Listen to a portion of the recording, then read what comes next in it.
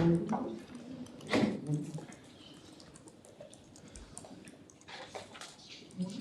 morning. Morning, councillors, CEO, directors, ladies and gentlemen. The traditional custodians of this wonderful place we call home, the Iwi people, represent a human link dating back over 2,000 generations. We pay our respects to the Indigenous elders, past and present and those emerging, and recognise their continuing connection to our land and our community. So this meeting, as we know, is being streamed live, recorded and published in accordance with the Council's standing orders. And to the members of the public, welcome. By attending a meeting of the Council, you are consenting to your image and voice being recorded and published. And we're required to tell you that you may be subject to legal action if your actions and comments are deemed inappropriate, which I'm sure they won't be. Welcome also to our online audience.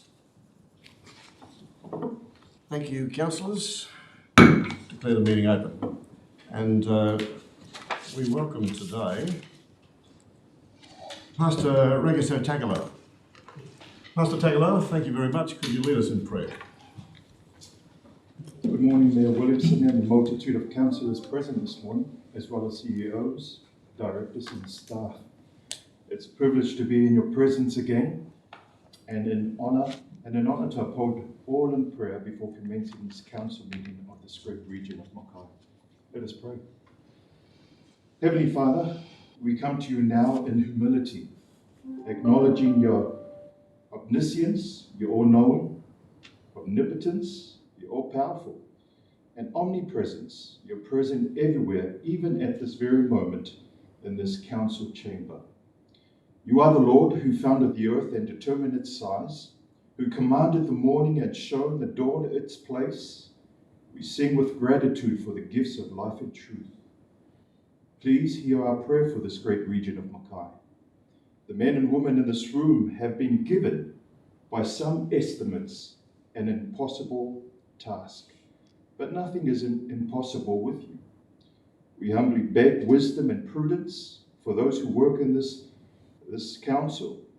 Give the members the virtue of courage in difficult times, the virtue of charity in all times, and at the end of the day, the certain knowledge that they have served their communities in this great region well in the fullest capacity, contributing to the bigger picture of this great nation. I pray for their health, their families, their staffs, and their wisdom. Please give them your grace and direction in all areas so that they may be able to lead for the good of all people. Your word in Mackay chapter 6 verse 8 is a great reminder. He has told you, O man, what is good, and what does the Lord require of you but to do justice, and to love kindness, and to walk humbly with your God. May this scripture be the marching orders for those who serve in this important position. May their decisions promote unity and harmony in our region, vibrating a ripple effect to our neighboring counterparts and around our nation and the world. I pray these things in the wonderful name that is above all names, Jesus Christ. Amen. Amen. Thank you, Pastor. Okay, councillors, there's nobody absent on council business. No apologies. Condolences. Councillor May. Thank you very much, Your Worship. I'd like to ask the council to send condolences to Lester Gurnett, who is the past mayor of Sarina Shire. Lester passed away on the 29th of April at the age of 83. Lester served in the late 80s and 90s as the mayor of Sarina Shire, and he was in that transformation period where they went from Shire chairmans to mayors, so he was actually the first mayor of Sarina Shire. Lester was always known for his big picture thinking, and a couple of the projects that come to my mind was the water to the town to the beaches of the Sarina Shire area, and the cultural hall, the making or the construction of the cultural hall are just two projects that Lester championed in his time as mayor. And even though he might have been a big picture thinker, he never lost sight of the community that he served, and he was always available to the residents and ratepayers. No matter how small the issue was, his door was always open, and there was always a friendly welcome there from Lester for the residents. So in those late 80s, early 90s, like that, the council of the day investing in some of those huge infrastructure projects has really laid the foundation for Serena to be the thriving community that it is, and we send our condolences to his family. Thank you very much, Councillor Moe. Well said. Further condolences? No further condolences? Anybody to declare a conflict of interest in today's proceedings? None? Let's move on to the minutes now of the 28th of April 21. They've been circulated. Someone would like to move they be adopted. Councillor Mann moves. Councillor Green seconds. Those in favour? Any against? Motion's carried. There's no business arising out of those minutes, as been advised to us. There's no mirror minutes today. So we'll move on to the committee reports and recommendations. 11.1.1 is the Office of the Mayor and CEO monthly review for April 21. CEO. Thank you. So good to report no LTIs for this month, which is good. We continue to focus on safety. While not in the report, the Local Government Association does engage an external safety auditor to go around all councils. Past mark for councils is 70%. They last audited us about 3 years ago and we got 78%. They've just completed their last audit and we're up at 84%. So again, that's an external validation that we continue to make inroads into our safety culture. The other thing I'd just like to draw to Council's attention is that while we farewelled Gary Stevenson from Isaac last meeting, well, we are welcoming Jeff Stewart-Harris and we are welcoming him to the Greater Whitsunday Council of Mayors, and he's taking up the directorship there. Thank you, CEO. And noting in the report of the Greater Whitsunday Council of Mayors, which is included in this report, LGOQ indicated that they are now working with the state government quite vigorously on the skills shortage in our region, which is standing at around between 4,000 and 5,000 people short for the fruit picking in the northern part of the Mackay Isaac Whitsunday region. Questions for the CEO, Councillor Mann. So I've got two. I just noticed reading your reports, there appears to be quite a few knee injuries, and I'm wondering what corrective actions have been put in place after each incident has been investigated. CEO. Sure. So we investigate after each incident. We're doing some more analysis around particularly the muscular and knee type injuries because that seems to be the overwhelming type of injury that we're getting. So we're waiting for a further update on it from our OH&S group before we launch some new initiatives, which again will probably be some more educational awareness training around those sorts of injuries. And Do you have another one? I do. So, Monthly action plan target is 90%, and I know we're exceeding that, but we're not getting to 100% for monthly action plans. No, we're not. We've seen an improvement in that area, but we're not at the 100% yet. We'll keep focusing on getting to where we need to be. Okay. Further questions for the CEO? No further questions for this report. Somebody like to move? Councillor May moves, seconded by Councillor Hassan. Councillor May. Thank you very much, Your Worship. A good report from the CEO. There's lots of activities happening. We mentioned the safety inspection checklist, and they're all sitting at 100%, which is fantastic. The monthly action plans are sitting at least meeting their targets. Some are exceeding the targets, and the CEO has just advised us that we're working on that. Our Council and Community Day this month was taken a little bit of a different turn, and we focused on council assets and really looking behind the scenes of what happens with a lot of those council assets. So art space was on the agenda, and not just the gallery part, but behind the scenes at the art space, how that collection is being managed, how it's being stored, how they turn it and curate the exhibitions. We also went to the Link Group, which is a private enterprise that has some really great initiatives in renewable energy. And then we went on to the Botanic Gardens, where we've been talking for a number of months now around the trials that have been happening with the desilting of the lagoons. So we went and seen firsthand how those plots were performing, and early stages, very encouraging results on those trials. So we look forward to the completion of that in about 6 to 8 months' time. And of course, we then went to the Makai Entertainment and Convention Centre, and I think anybody that was in attendance there would really be astounded as to what goes on behind the scenes at the Mackay Entertainment and Convention Centre. So we started off in the mech space and the behind the scenes, the lightings, the gantries, all that goes on to be able to bring events to fruition. And then we went over to the entertainment centre, and if you thought that that place was really good, you go over to the entertainment centre and what goes on behind the scenes there to actually put performances on is just mind-blowing. We went down and we looked at the grand piano downstairs in the room. We also went to the green room, very nice atmosphere in the green room, so that's where our entertainers go before they go on stage. So yes, it was a very enlightening tour of council assets, and it's always very useful to have those, that knowledge of what's happening with our own assets. I just like to highlight the external funding. So at the end of April 21, we had $26,217,000 in external funding that had been received by council. And just a couple of highlights this month are the waste levy of $968,728, and really great news about our youth services for Serena and the Valley being funded again for a further 3 years. So that really is good news. And then of course this month we've seen the completion of the North Queensland Monsoon Trough work. So that's been ongoing for some time. So the line marking's been done on Dalrymple Road, and that brings to conclusion all of those works associated with that. Thank you very much, Councillor May. Speaker against? Any other speakers? No other speakers? Put the motion. Those in favour? Any against? The motion is carried. Thank you. 11.2.1 Capital Works Monthly Review for April. Director. Good morning. Presenting the Capital Works report for April 21. Pleased to report we have no LTIs this month. We're tracking at about 93% of our forecast spend for the year, and I'll get to some of the underspend discussion in a minute.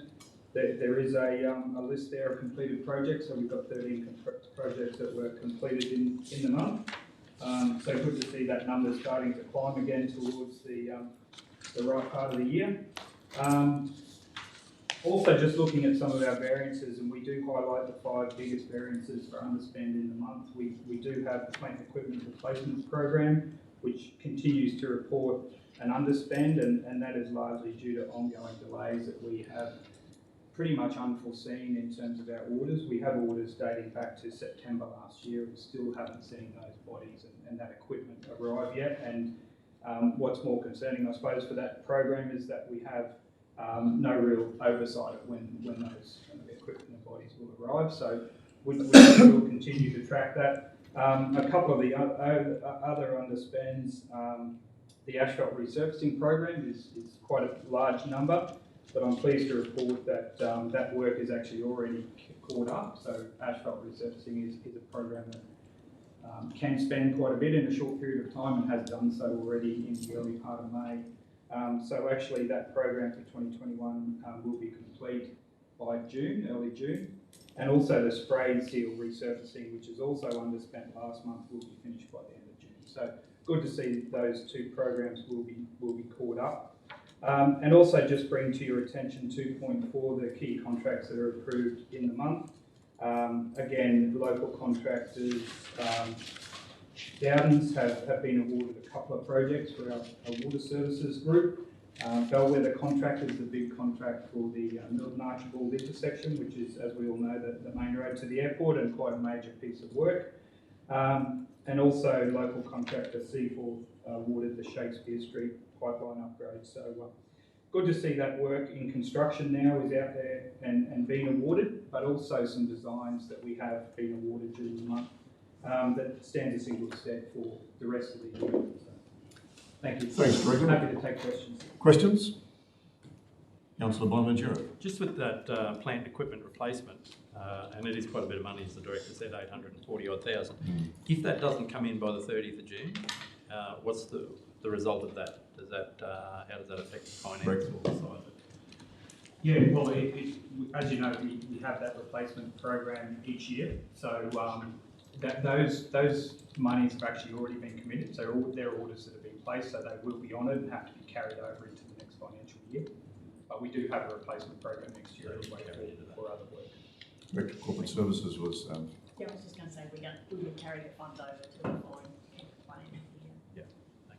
And we're already looking at starting to place orders for next financial year. And it becomes detailed as unspent funds in this financial year if it's not spent. Thank you. further questions? No further questions? Would somebody like to move the report's adoption? Councillor Jones moves, seconded by Councillor Mann. Councillor Jones. Thank you, Your Worship. A good report from the Director, and only one thing that I wanted to highlight, and that was on page 41, the Fish Habitat Improvement Project, which is there to enhance the rec fishing experience for people especially that don't have a boat. For families that have kids, to open out more opportunities for people with disabilities, and of course for tourists that come to our region. So I'm sure that, you know, the location of the Bridge Road and Blue Water Quay, these structures are going to come into their own at some point. And we're really glad that they were funded with the Queensland Government Works for Queensland COVID program, and of course Mackay Regional Council supporting that as well. Some of the feedback so far for everyone is that it's been really positive, and there is some residents that have suggested if there's a chance that we might be able to install some signage on their locations. I don't know whether it's on it or on shore, but either way, it's just so that when rec fishers are there and they get hooked up, they know how far out this the devices are, so that they're not losing their tackle all the time. So thank you, Your Worship. Thanks very much, Councillor Jones. Speaker against? Any other speakers? Councillor Mann speaking for. Thank you, Your Worship. Look, I just wanted to highlight again, no LTIs in the Capital Works Directorate, and minimal incidents. And as I said last month, we don't want incidents to happen, but they are learnings, and it helps us to put corrective actions into place. The other thing I wanted to talk about was the testing of Empower, which happened in April. So that software integrates project management tools within Council's financial platform, which is Finance One. It's, as far as I'm concerned, it's a fantastic initiative that supports increased visibility and high-level reporting, but it also sees a really important collaboration between finance and the capital team, so that it assists with the delivery of our capital project, and that can only be a good thing. Thanks very much, Councillor Mann. Councillor Bella speaking for. There's a number of things I'd like to highlight in this report. First of all, I'd like to congratulate the department on the culvert replacement and the line marking. As I said last meeting, they're extremely important, and your ability to travel, to get around, actually is the thing that opens people up to accessing facilities such as the fish place and all this sort of thing. And to be honest, the line marking, as I said, Dalrymple Road, mate, it's a lifesaver. The things that really interest me are the resurfacing program. Very happy with that. It's not good enough just to have an asset, but maintenance of assets is hugely important and is actually a saving in the long run. Glad to see that going well. Caping Road, Councillor Bonaventura and myself, quite a few years ago, actually went and had a look at that bridge post-flood, and no one's happier than me because I understand just how tough some of those residents were doing it for the period of time. Not only was it under, but the damage done to it was incredible. So this is a huge step forward. The Kamala, and I drove past this morning, had a bit of a drive. The Kamala water treatment plant, great to see sod turned on that. It is interesting because I was there a couple of weeks ago. The ramp at for the horse sports area was removed to make way for this project. They are having the Australian Bushman's Carnival is having an event there later in the year. So we're looking at placing a ramp to replace the one that was removed. And it was interesting, Kamala's had the worst water historically forever and a day, and has been at the back end of the queue for something being done. And there was a bit of conjecture as to, you know, getting it done and the impact and whatever. And someone actually said, well, most of us don't actually drink the water in Kamala. We're from out of Kamala. But it's interesting, the lady raised a point which I was not aware of, that at the school there was a rainwater tank that was actually, the students were precluded from using it for health concerns. The water was that bad that students, once they finished their water bottles that they brought to school, were not drinking and were turning up at home, some after long bus trips, not in a very good state. So the Kamala PNC started providing water bottles. Now, when it gets to that stage, it highlights to me that these sort of things should be done a lot sooner. But I'd like to congratulate the department on the start. Thanks, Councillor Dalla. Are there any other speakers? Councillor Bonaventura speaking for.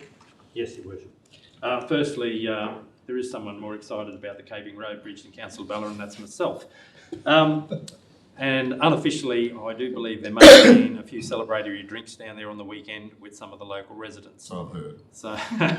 So the bridge has been christened, but they do voice their appreciation for the work that has been done up there. But no, today I'd just like to mention the approximately $4 million that's been spent, or that the contract's been approved on the stormwater and sewer relining projects. And it's always good to see the above ground ones like Caping Road where you can actually see it. But to make sure we spend money on our infrastructure that is not seen gives us that reliability factor into the future. So well done. Thank you very much, Councillor Bonaventura. Any other speakers? Any other speakers? I'll put the motion. Those in favour? Any against? Motion's carried unanimously. Thank you. 11.3.1, the Community and Client Services Monthly Review for April. Director. Thank you, Your Worship. There are several highlights for April across the Community and Client Services teams that I'd like to draw your attention to in our report this month. So we have a significant piece of work underway across all of our museums at the moment with the collections inventory taking place. So we've currently assessed almost 500 objects, and they've now been updated in the collections database. And this will be an ongoing activity for many months now and a collaborative effort between our staff and volunteers. During April, we also launched 2 new online platforms for our community. So firstly, the much anticipated Clubs Connect program is now live, and this online platform is now available to sport and rec clubs across our region, supporting their administration, development and sustainability. Artspace Mackay have also launched a new online database of the Makai Regional Council art collection, with approximately 60% of our 1,200 plus items that make up our collection now presently available online, and that will continue to grow as we document more and more of those objects. We welcomed a high number of young people into the Met during April, with thousands attending the Wiggles. You may have seen them out in the precinct on the day, as well as other opportunities such as kids' art workshops, a circus performance workshop for students, and our youth ambassadors also meeting during the month. During April, our annual illegal dumping campaign also ran, and that was across TV, radio and social media. Now, the 4 social media posts alone reached more than 50,000 people, which is a great outcome for the campaign and getting that important messaging out into our community. Council teams were also involved in helping to coordinate this year's Anzac marches and services, and social media coverage of just the Makai parades and services reached around 100,000 people as well. I'd also like to recognise the great work done by our local laws officers. So during April, they conducted 37 proactive animal patrols across our region.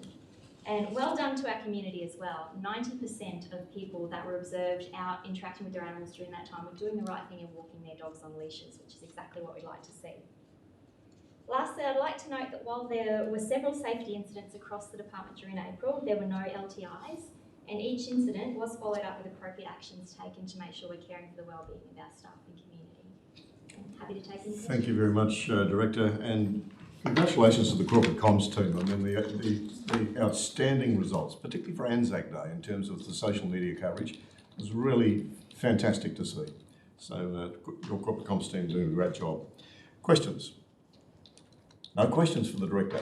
Would somebody like to move the report? Councillor Townsend moves. Councillor Green seconds. Councillor Townsend. Thank you, Your Worship. And I'd like to say a thank you to our Director who provided a very comprehensive report with highlights from April. And this demonstrates how busy our staff have been within community and client services. I'd just like to highlight a few activities that were outstanding in my eyes.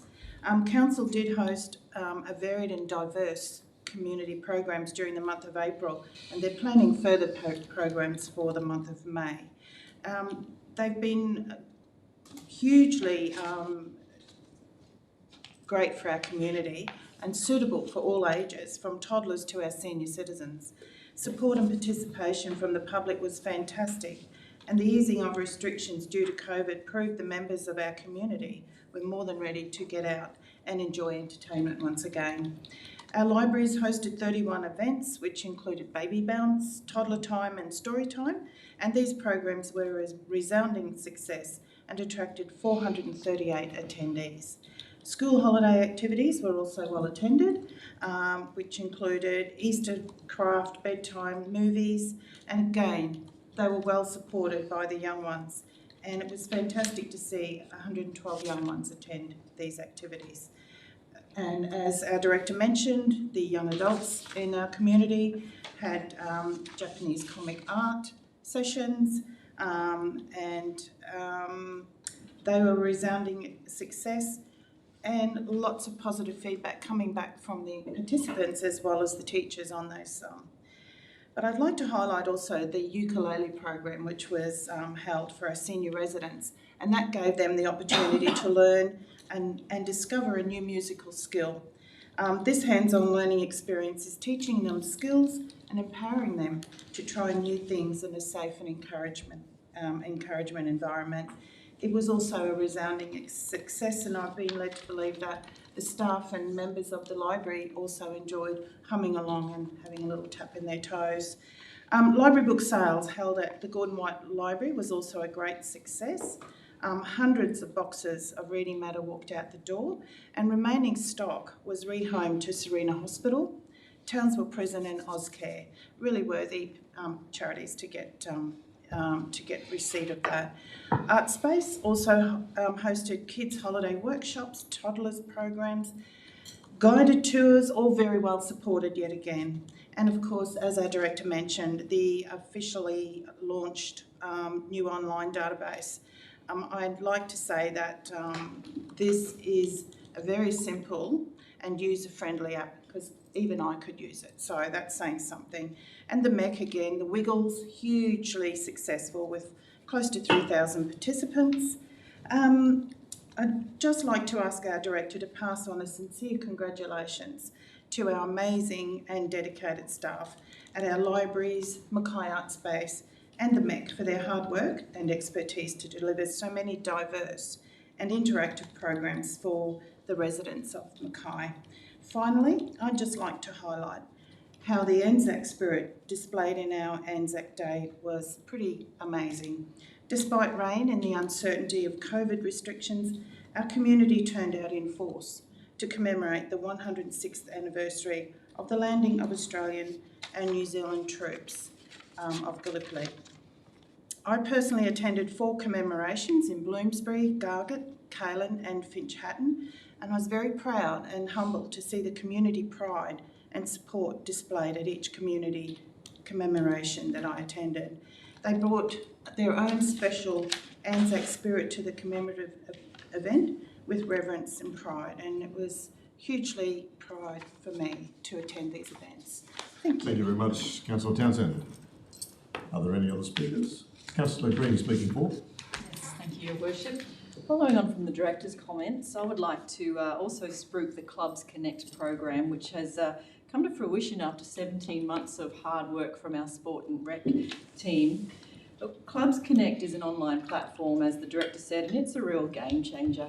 Excuse the pun, but look, it provides a one-stop place for sport and recreation clubs to find the support and the information that they need to administer, to manage and to grow the capacity of their clubs, but also to connect them to other clubs and sporting recreations in our region, which is really important. Similar online platforms have been successfully rolled out in Cairns and Townsville, and we're lucky that we've been able to learn from the shortcomings but also the successes of these platforms in developing our own Clubs Connect platform.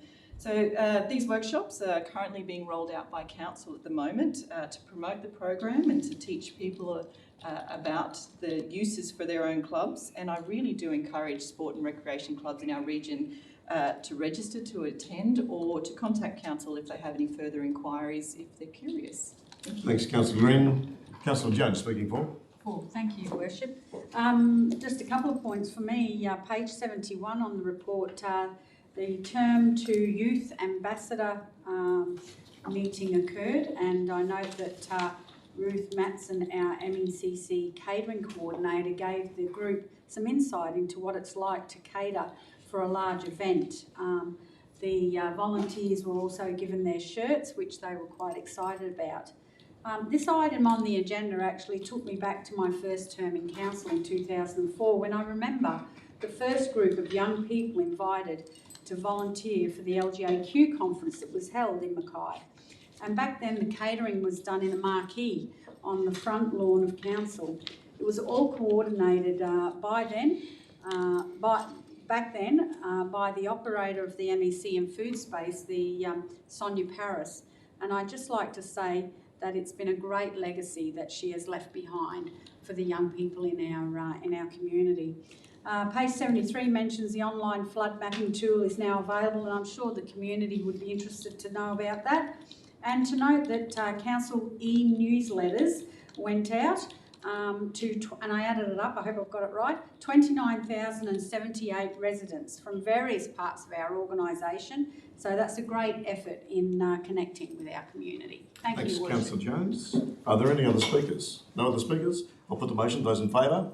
Any against? Motion's carried unanimously. 11.4.1, material change of use development. This is a food and drink outlet at 23 to 39 Oak Street, Andergrove, and the DA application is 184. Now we have a couple of people in the public gallery wish to speak to this, and we'll ask Nikki Ramsey first of all. So the rules of engagement, Nikki, are that you have 3 minutes. This is not an interactive session, and we're happy to hear what you have to say in 3 minutes. Lovely, thank you. Good morning, Mr Mayor and councillors. Thank you for this opportunity this morning to come and speak to you. I'm Nikki Ramsey. I'm the owner and operator of the McDonald's in the Mackay region and the proposed operator for the McDonald's at Andergrove. I currently operate 3 restaurants in the region. Next week I will take on my 4th, and I employ 360 locals, many of which are young, and this is their first time in employment. I'm a born and bred local with a strong family tie to Mackay. My father opened the McDonald's franchise in 1990, so 20 years ago today my father brought McDonald's to Mackay, and in that time we've employed 1.5 million locals and contributed back to our community over $3.2 million in donations and sponsorships. Although McDonald's is a global brand, McDonald's Mackay is a local business. My family and I both live here and shop here, work here, support our local community and businesses. You would realise that we do support a lot of local sporting communities, as well as Flagon and Dragon, which is a great event that helps local sick children. And hopefully this year we have the openings of our Mackay Family Rooms at the base hospital, which is a 100% free rooms that families and the children can use, which provides them to be able to do some washing, have a hot meal, and that is all supported by Flagon and Dragon and McDonald's Mackay. I wish to acknowledge the council staff for all they have done in recommending this DA for approval and in drafting conditions that will uphold the community interest. It is my responsibility as the proposed owner to run this business to the highest standard. I appreciate the feedback provided so far, and I am committed to liaising and addressing matters raised by the community on an ongoing basis. So together we can find a balance between growth and development and supporting the community and where we live. If approved, Andergrove McDonald's will create 120 new full-time, part-time and casual positions, as well as a recognised training opportunity for the existing people to advance their careers. Many of the people hired will be young people entering the workforce, but also the diversity of my team. You will see there's some of the people that are sometimes overlooked work for me as well. This will give them great new skills, learning teamwork and responsibility, skills that they will have for the rest of their working lives. The proposal will provide an initial estimated economic investment in excess of $1.5 million and generate 100 jobs during the construction phase for local contractors. Where possible, McDonald's is committed to using local companies during the construction process. McDonald's Mackay currently plays a key role in the community and employs more than 510 people in our 4 existing restaurants. This has a natural flow and effect to economically stimulate the rest of the regional economy. I understand that there are some concerns raised by the community regarding this development. However, I can assure you that I am up to the challenge of operating this new proposal to the highest standard and providing much needed employment and investment in Mackay. Thanks, Nikki, for Thank you. gone well over 3 minutes, but thank you very much. Whoops, sorry. That's okay. Speaking to the same agenda item as Kerry Gillaway. And the same with you, Kerry, it's 3 minutes. 3 minutes, I'll keep it short. Thank you for your time today. My name's Kerry Gillaway from McDonald's Australia. I'd like to start by acknowledging all the hard work of council officers in assessing this application and recommending it for approval. They have undertaken a really thorough process to ensure the proposed restaurant is of the highest quality. The application site on Oak Street forms part of the Coles supermarket development site, and in turn, in this regard, forms an extension of the existing district centre. Notwithstanding, we also recognise the underlying zoning of the site and the neighbouring Eureka Cascade Gardens. Development means that we're required to demonstrate that our restaurant can operate without impact on neighbours. We understand the neighbouring residents of Eureka Cascade Gardens, and indeed all surrounding restaurants, want to be provided assurance that there will not be harm to residential amenity. We've known from the very first consideration of the site, and have sought to not only provide a development that serves the needs of the immediate catchment and provides employment for the region, but also development that recognises and responds to the adjacent sensitive land use. As a business run by locals, we're fully aware of the responsibilities as a good neighbour. We operate over 1,000 stores across Australia, over 250 in Queensland, which in turn provides approximately 26,000 jobs across the state. Many of these sites are located immediately adjacent residential area, and some examples of stores operating immediately adjacent aged care centres and retirement communities. The application submitted to council was supported by a number of planning and engineer reports by qualified professionals, and we've provided additional information to council as part of information requests. The Acoustic Report concludes the proposed restaurant will comply with all relevant noise criteria, and as such will not result in harm to residential amenity. Importantly, the development is able to satisfy all relevant assessment criteria within the planning scheme. The layout includes a substantial 3-metre landscaping buffer, the full length of the shared boundary with Cascade Gardens, and as such, the planning will create a good buffer and softening between our use and the adjacent use. Loading areas as well and building openings are located to face away from Cascade Gardens, and deliveries are controlled per the conditions outlined in the report. We acknowledge there is a drive-through wrapping around the building. However, lighting and noise from vehicles has been fully considered and attenuated by a combination of landscaping and an acoustic fencing. The proposed restaurant will have a strong physical and visual relationship with the adjacent district centre of Coles. However, the dense landscaping to the north and east ensures that the proposed restaurant will not be prominent when viewed from the east. So thank you, Kerry. That's over 3 minutes, so thank you very much. Thank you. Director, do you need to speak to this report? I think there's a lot that's been covered by those comments. As the councillor aware, this is a material change of use application for a McDonald's store. It's at Endgrove, it's on medium density residential zone land, and as a result is impact accessible. We have been working with the applicant, who has been very forthcoming in providing us information to address potential impacts arising from the development, and officers are comfortable to recommend this for approval subject to conditions. Thank you. Questions? Questions for Director? No? Somebody like to move then? Councillor May moves. Councillor Green seconds. Councillor May. Thank you very much, Your Worship. So as we've heard from the Director, the material change of use development permit for the food and drink outlet at 23 to 39 Oak Street, Endgrove. The owner's details is the Coles Group Property Development Limited, and the area that we're talking about is 2.791 hectares. It's zoned in the medium density residential zone and district centre zone, and the precinct is General Medium Density Precinct, precinct number MD2. The assessment has been impact assessable, and there were 2 properly made submissions to the development application. The site is surrounded by residential dwellings to the north, Cascade Retirement Gardens to the east, and residential again to the south, with the Coles supermarket and auxiliary shops under construction currently at the shopping centre there. So the proposal is for a development consists of a 438 square metre building with restaurant, playground, drive-through facilities and associated on-site parking and access. The food and drink outlet is proposed to operate within the following perimeters. So 5 a.m. till 12 a.m. for the food and drink outlet, and deliveries to only occur between the hours of 7 a.m. and 8 p.m.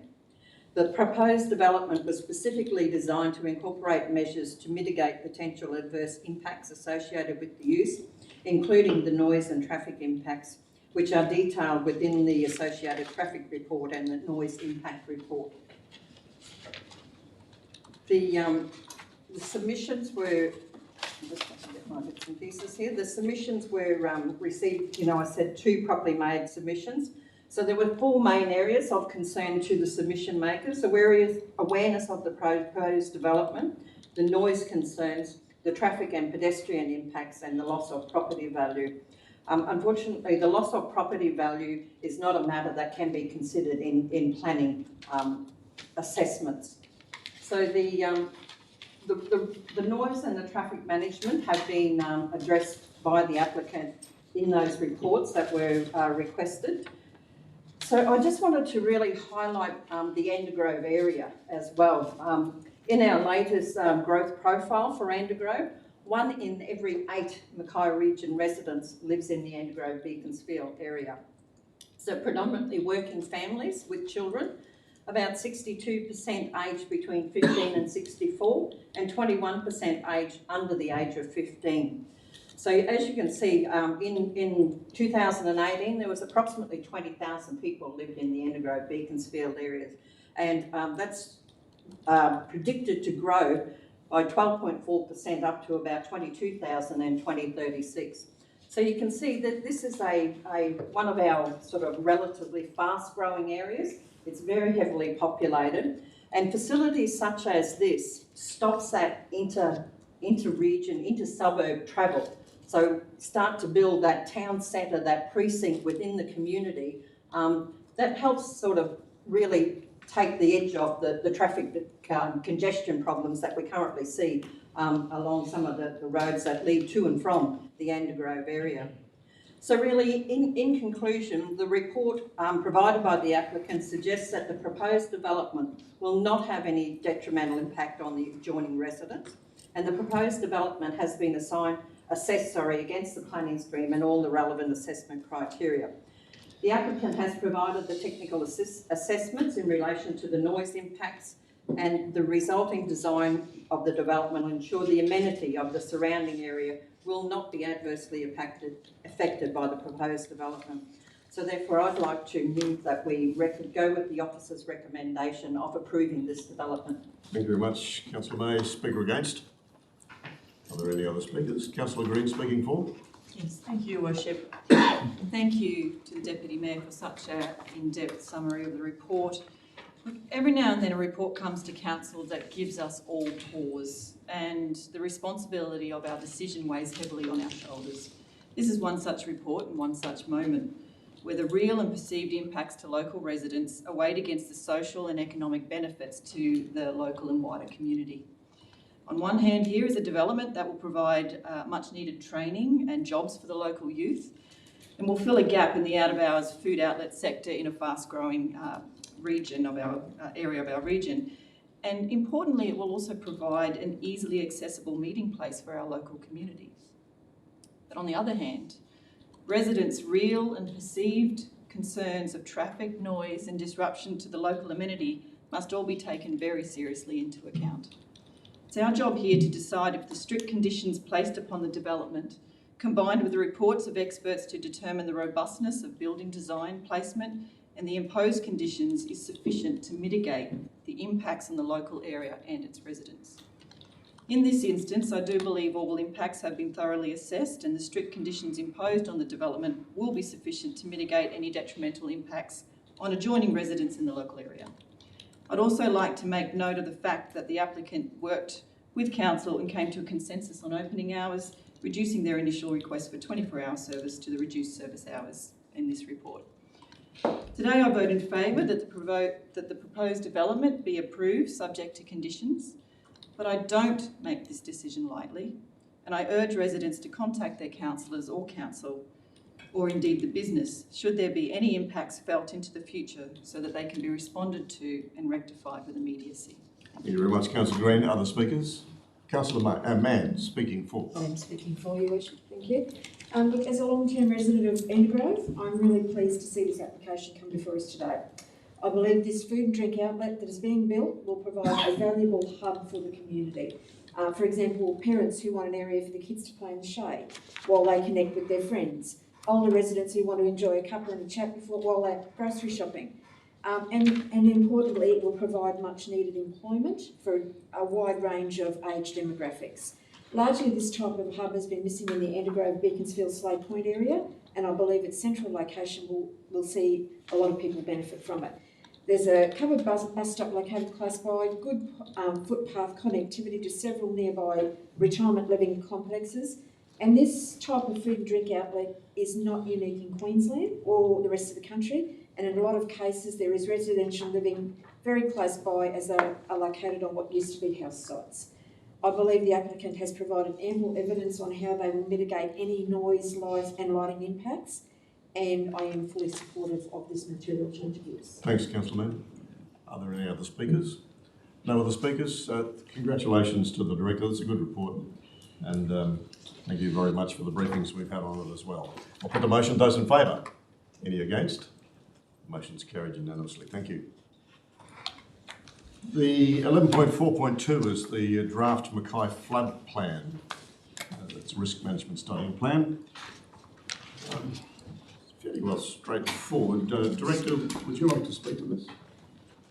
Thank you, Worship. I'll just say a few words. I think most councillors will be familiar with the work that's gone into this plan. You've had a number of briefings. This obviously brings together a lot of work that's been done on flood studies for the region, potential cost impacts from flooding on the region, and also mitigation options to address flooding. So it's a significant body of work, and credit to the officers involved.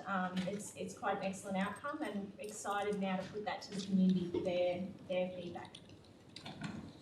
So has the consultation started, or is it we're waiting on this today? We're waiting on, Your Worship, we're waiting on, the purpose of this report, sorry, is to seek Council's endorsement to go out for public consultation. Right, I just know that it said it started in May, so, okay. Oh, sorry, typo. Right, okay, righto. All right, so are there questions for the Director, Councillor Jones? Thank you, Your Worship, and I'm happy for the Director to take it on notice because it's just something that's popped into my head, but if I can be provided with the costs for the studies at a later date, that would be great. Thank you.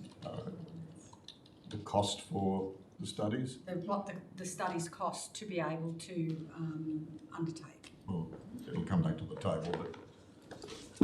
Yes, Your Worship, I'm happy to bring that together. There's been work on individual studies and then also work on the plan itself. Righto. Are there other questions for the Director? Other questions? Would somebody like to move the report's adoption? Councillor Jones moves, Councillor Englert seconds. Councillor Jones. Thank you, Your Worship.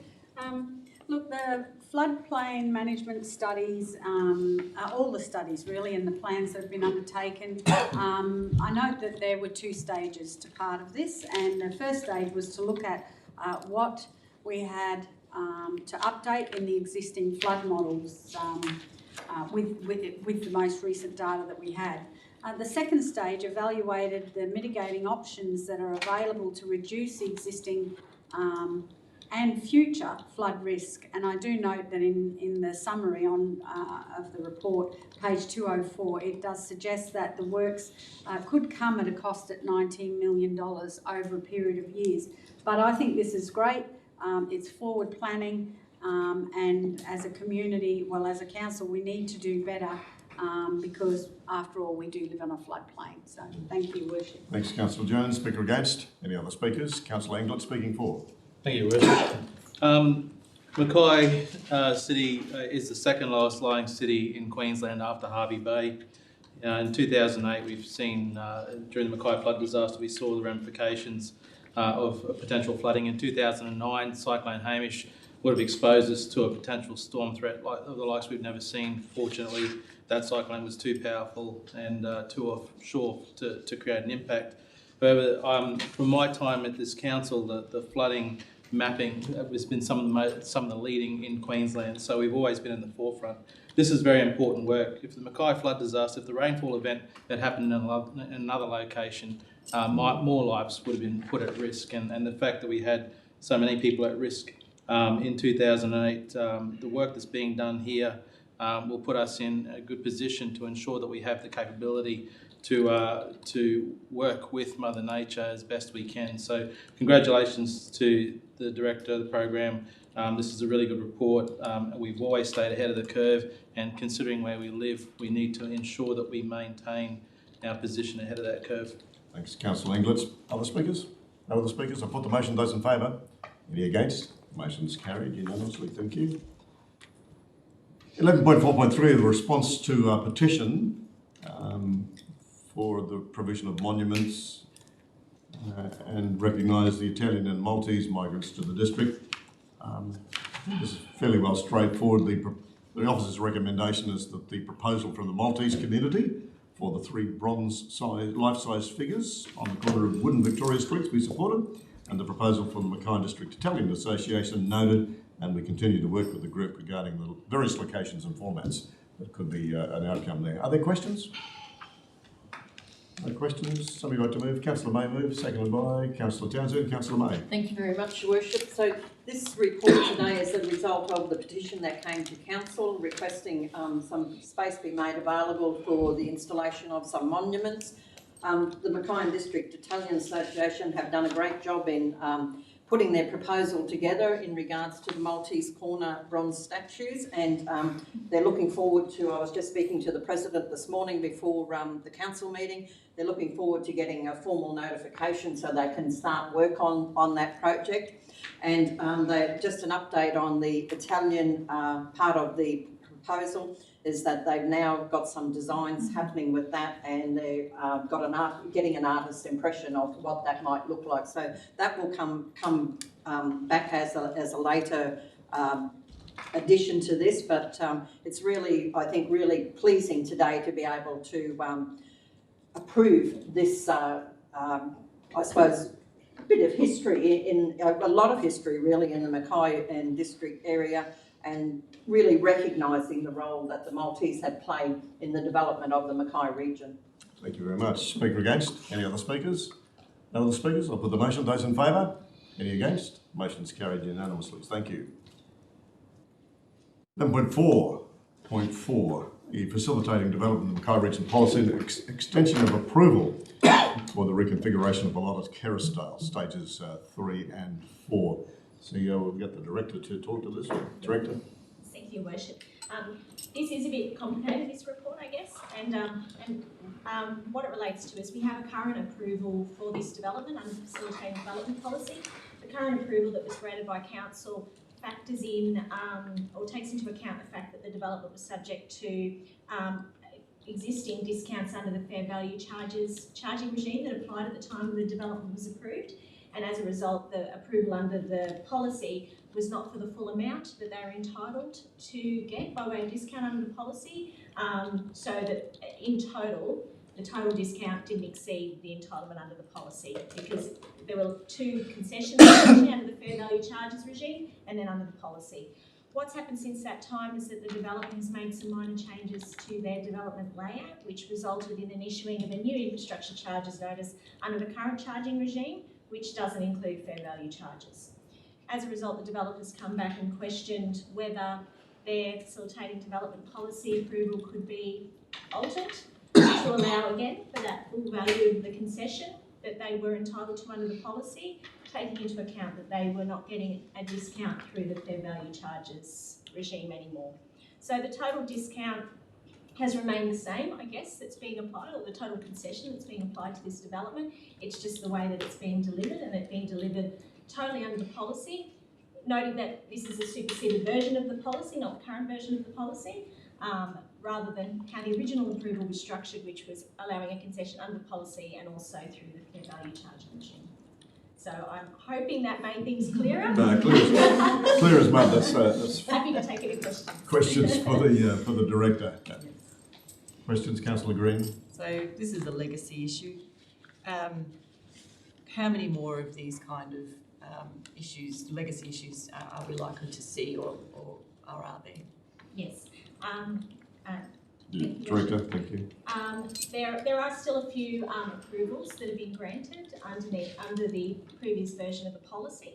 I don't have the exact figures on which of those may be subject to a fair value charging regime as well, but certainly there are maybe 5 approvals that still sit underneath that previous transitional policy.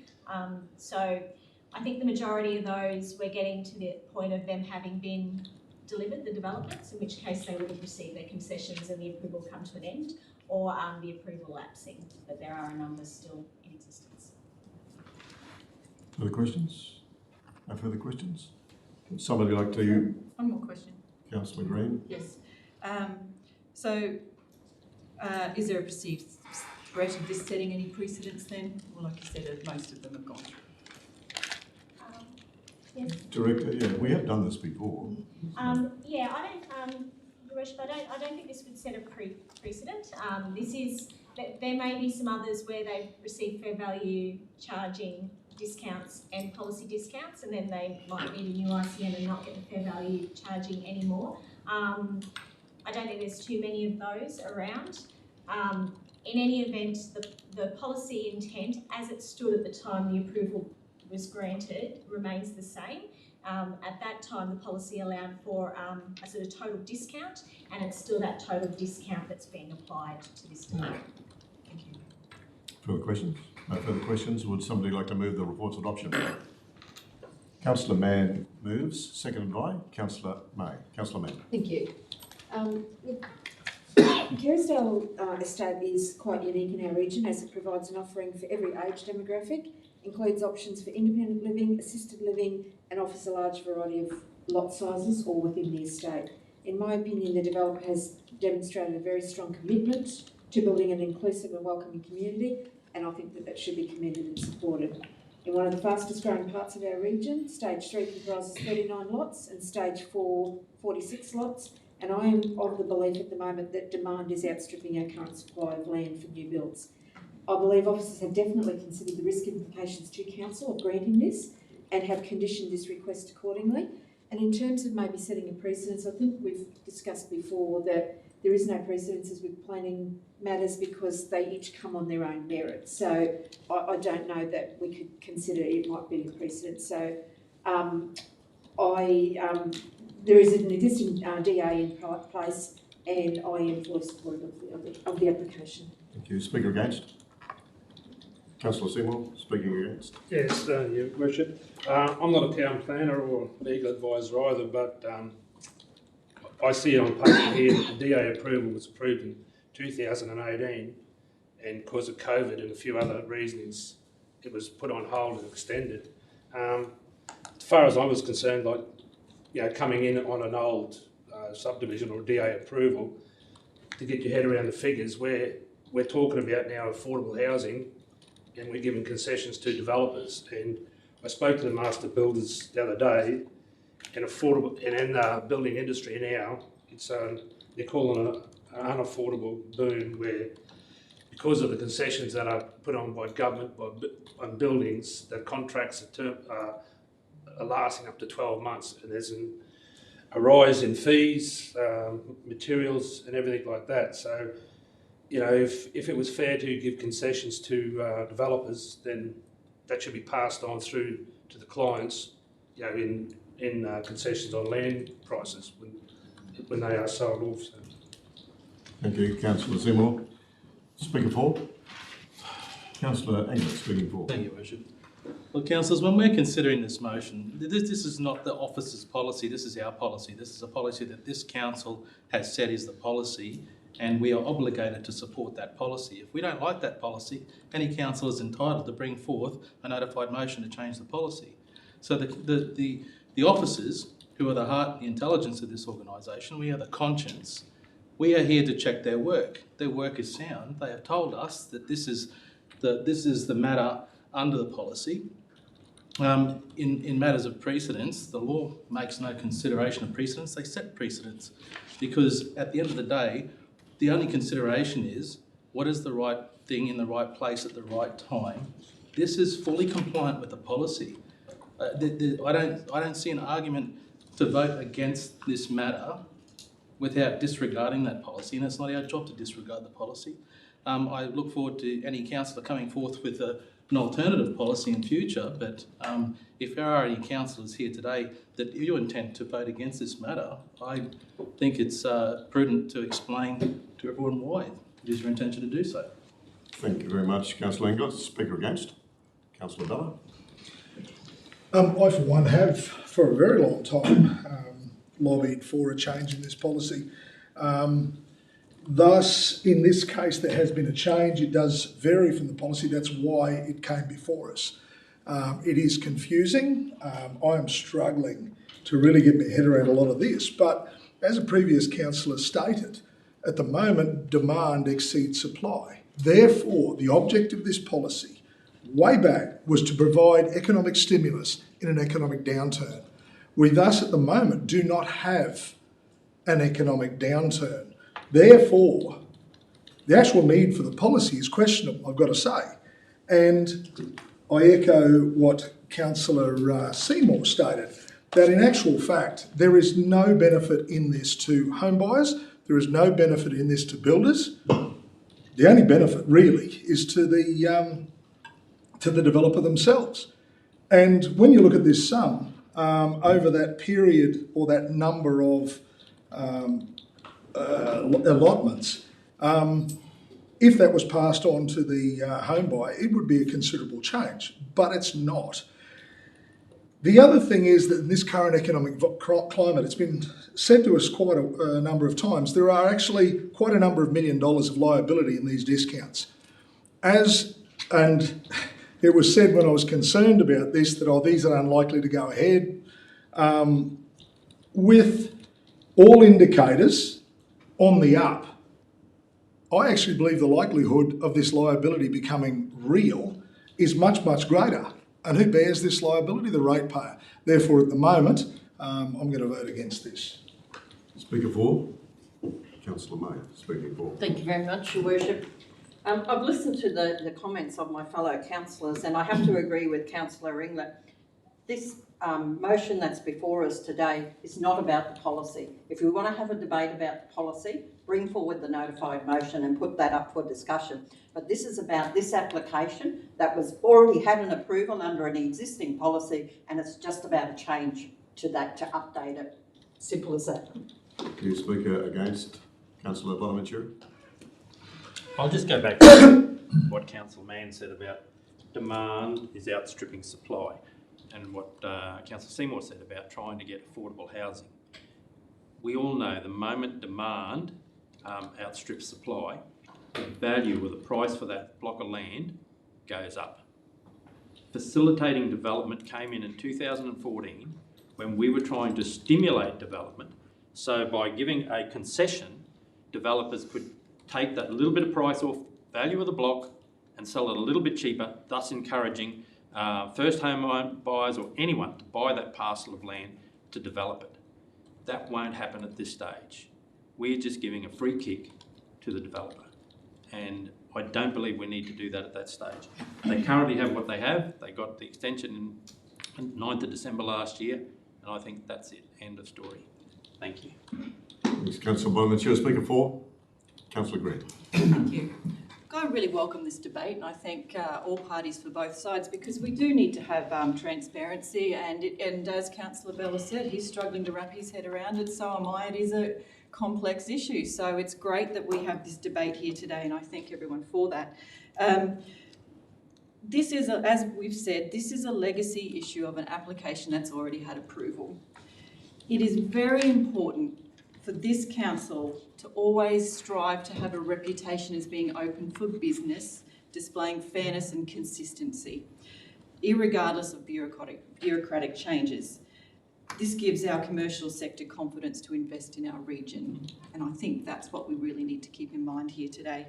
And in fact, this is not a free kick. This applicant will be paying an extra $71,907 under this new amendment. So I'd like you to consider that. The horse is bolted on this one, I think. I think today we're just, as I said, it's a legacy issue. Going forward, we can look at new applications, but as we've said, if this is an issue of policy, then let's bring that forward. But today, this has my support. Thank you. Speaker against. Councillor Jones speaking against. Yes, Your Worship. Recommendations come to us, Your Worship, for us to decide on what to decide. Mackay is on an upward trend, and by no means are we in an economic downturn. And as Councillor Bonaventura said, that this policy that we're trying to apply today to this subdivision was introduced in 2014 under Mayor Comerford's reign. We were in an economic downturn at that time. It was a tough time for Mackay, and it was one of the worst downturns in our region for us as a community. And at that time, we needed to stimulate the activity in the region for the benefit of our region. The policy was intended to make sure that there was existing council infrastructure so that there was no extra cost to council when trying to facilitate this development, because we didn't need it to cost more money to council. So that's why we did the policy the way we did. And from memory, I remember that it was to have an end date once development had started and was back on that upward journey again. I believe the policy has achieved its goals. One of the areas the policy covered was bringing on development in the city heart, like our high-rises. I really don't see how this policy is stimulating development now, and here we are, 7 years down. Councillor Jones, you're debating a policy of council. No, I'm not, Your Worship. Are you actually referring to this particular agenda item? I'd like to finish my debate. Please do. Thank you. So this policy is now, I don't see how it's stimulating development, and here we are 7 years down the track, and we've come out of that downturn.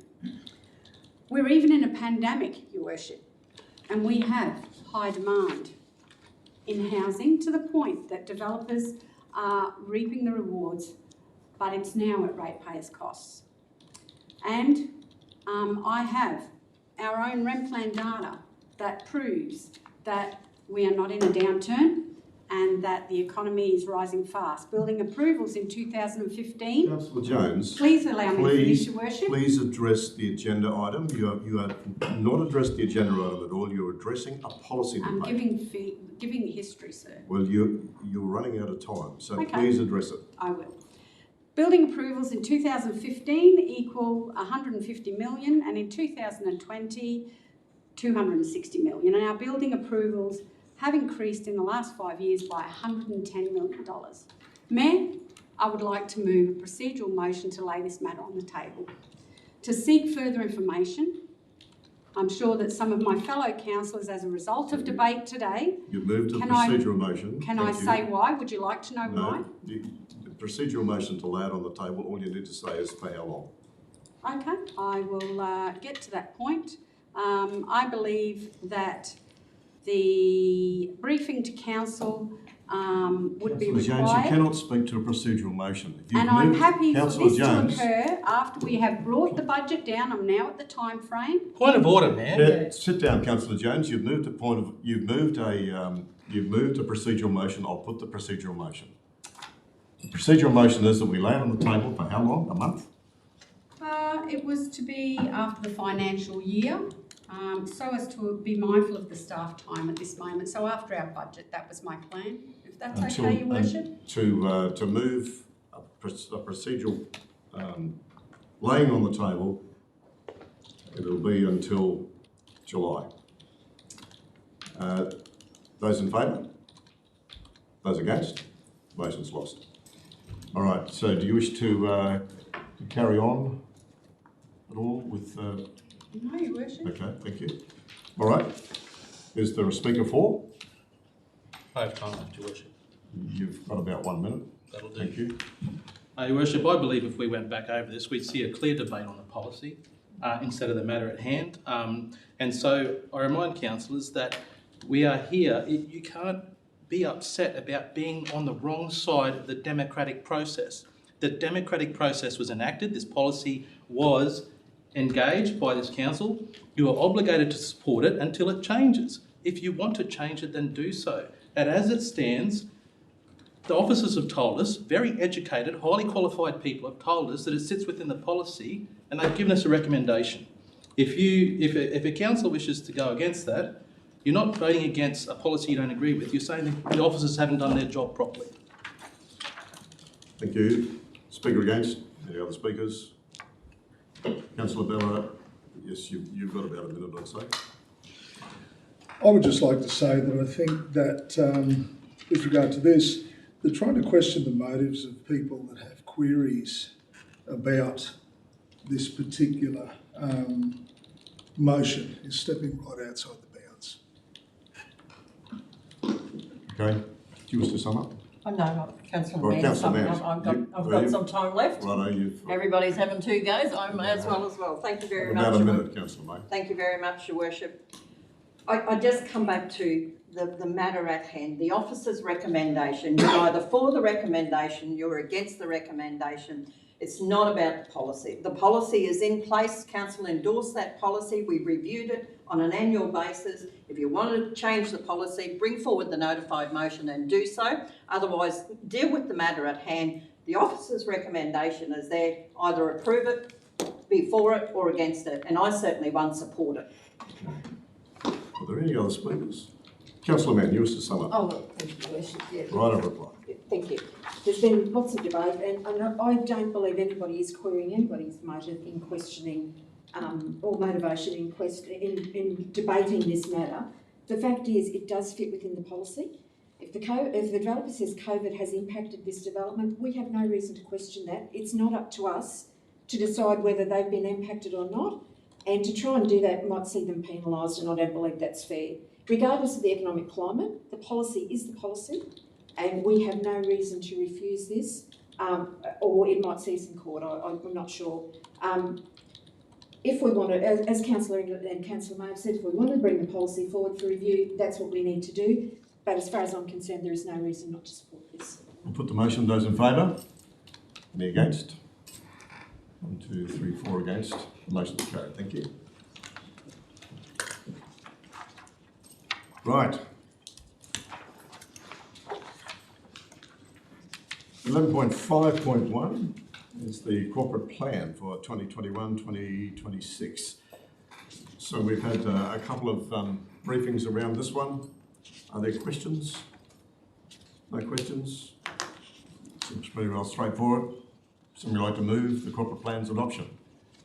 Councillor May moves, Councillor Green seconds. Councillor May. Thank you very much, Your Worship. I wouldn't like to disregard the importance of the corporate plan by considering the matter as fairly straightforward.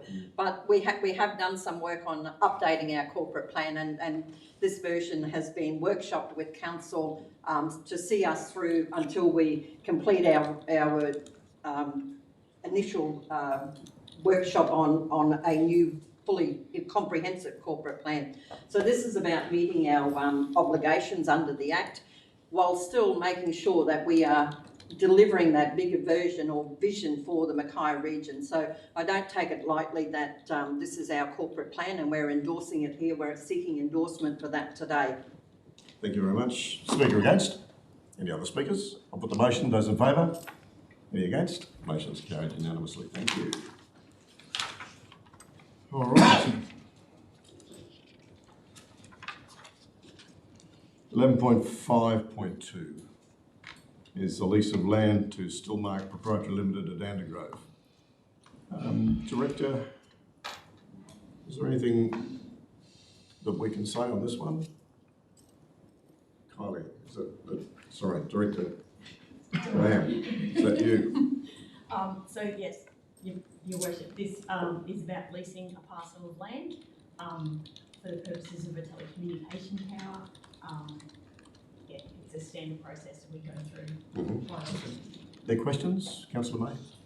Your Worship, I have a question in regards to the DA process, and maybe that's not a question for the Director of Org Services, but a question for the Director of our Development Services.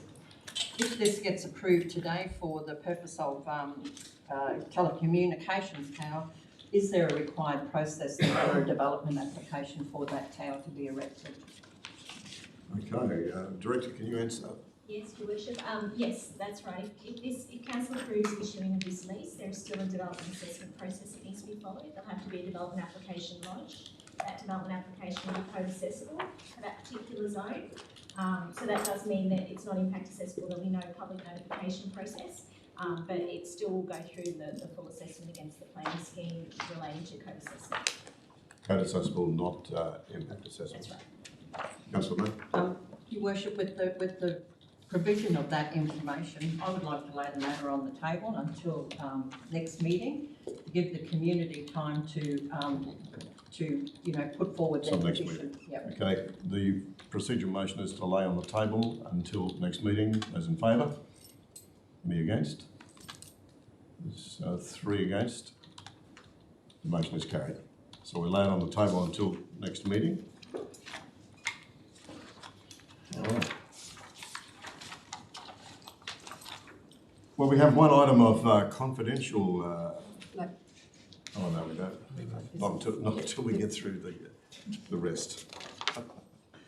There's no petitions, no tenders, no notified motions, public participation. I don't think there's anybody. No, we've got reporters in the public gallery. Late business. Councillor Mann, you obviously have late business. I do, and I have several items, Your Worship. So, Heritage Festival is drawing to a conclusion. We have seen lots of events organised, lots of public participation, and in fact, some people have come to every single event which we put on, which is fantastic. I'd like to acknowledge the Deputy Mayor, Councillor Karen May. She led the newly launched Serena Trail on the weekend with a group of about 15 people, I believe. Very well received, and while there was, what is on our Story Maps platform, Councillor May was also able to provide some other anecdotal or historical information that we might not necessarily have known. So I believe it was very well received, and I thank her, A, for being my deputy in the Character and Heritage Advisory, but also for leading that walk.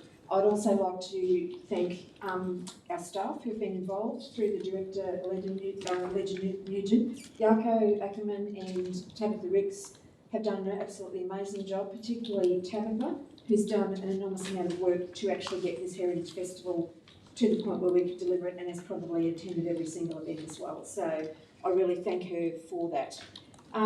Yesterday I did a run with Meals on Wheels, because I may possibly fill in when other people aren't able to be there.